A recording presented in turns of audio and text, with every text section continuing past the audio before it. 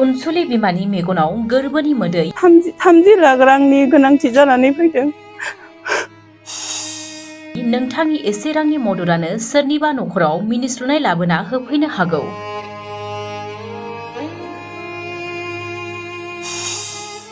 बा बोसोरनि फिसानि थाखाय बिमाया गोरबोआव मोदै बोहैदों।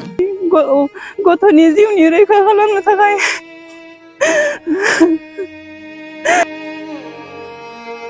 बा बोसोर बैसोनि इलिसिया रामसियारिनि नोरजिया देहानि फाहामथायनि थाखाय गोबां रांनि अनसुंथाइ गोनांथि जादों।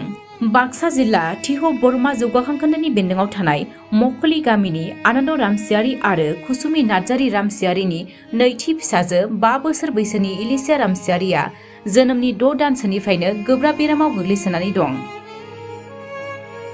नख'रा फोरमायनाय बादिब्ला नख'रा जाखिनि रां खरसा खालामनानै फाहामथाय होनो हायो होदोंमोनब्लाबो नाथाय दिनैसिम मोजां फारसे फैयासै। दायो इलिसा रामसियारिनि फाहामथायनि थाखाय आरोबाव गोबां रांनि आंखाल नुजाथिदों। नख'रा फोरमायनाय बादिब्ला डक्टरा 30 लाख रांसोनि गोनांथि जागोन होननानै फोरमायदों।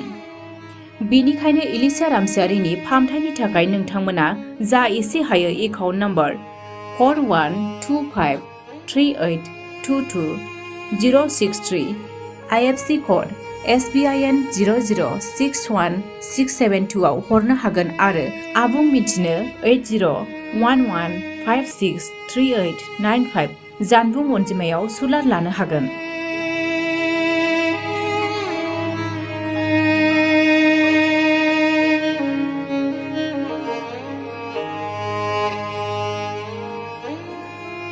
गामिनि मुङा बरमा मैखुलि डिस्ट्रिक्ट बाक्सा। आंनि एलिसा फिसाया 5 दाननिफ्रायनो बेसेबा गोब्राब बेरामाव गोलैनानै दङ। दिनैसिम नायै फाहामनो हायाखै। गुवाहाटीयाव दिन्थिदोंमोन, बेयावबो फाहामनो हायाखै। बेसेबा रां खरस जालांबाय। दिनैसिम न'आव जेबो राहा गैला, हाजों फानजोब्बाय।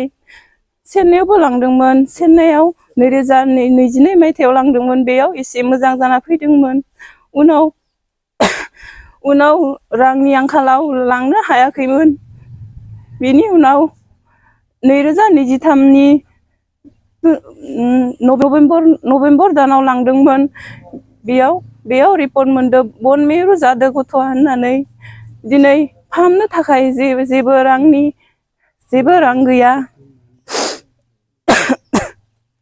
डक्टरा बन मेरु जादों होननानै फाहामनो थाखाय नखराव जेबो उपाय गैया। 30 लाख रांनि गोनांथि जानानै फैदों। जोंनि बिटिआर सरकारनि प्रमद बड'साखौ खावलायहरो आंनि फिसानि जिउनि रैखानि थाखाय जाहाथे मदद खालायहरो। राजाफोरखौबो खावलायहरो आंनि गथ'नि जिउनि रैखा खालामनो थाखाय।